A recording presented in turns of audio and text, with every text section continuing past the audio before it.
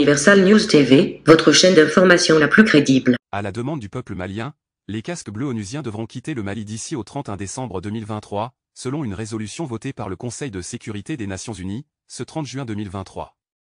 Ces derniers temps, la demande pour le départ de la MINUSMA s'est intensifiée au sein du peuple malien.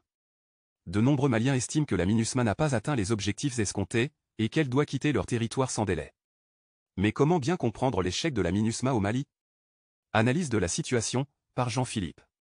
Depuis 2013, la mission multidimensionnelle intégrée des Nations Unies pour la stabilisation au Mali, MINUSMA, est présente dans le pays pour soutenir les efforts de stabilisation et de maintien de la paix. Cependant, ces derniers temps, la demande pour le départ de la MINUSMA s'est intensifiée au sein du peuple malien.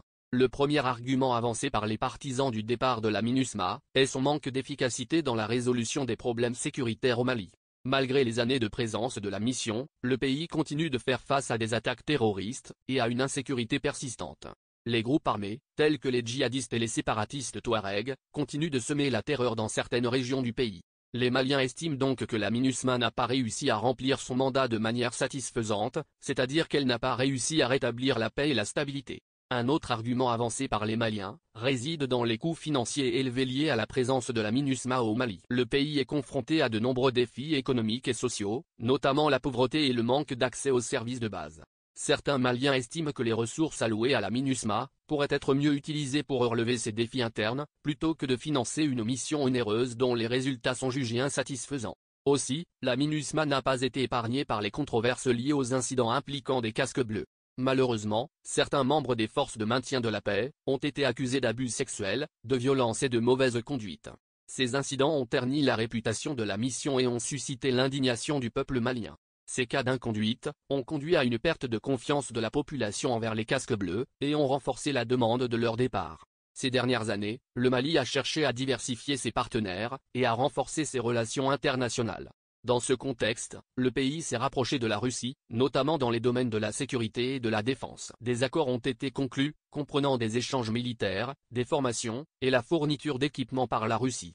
La coopération croissante entre le Mali et la Russie a été perçue comme une remise en question du rôle et de l'efficacité de la MINUSMA.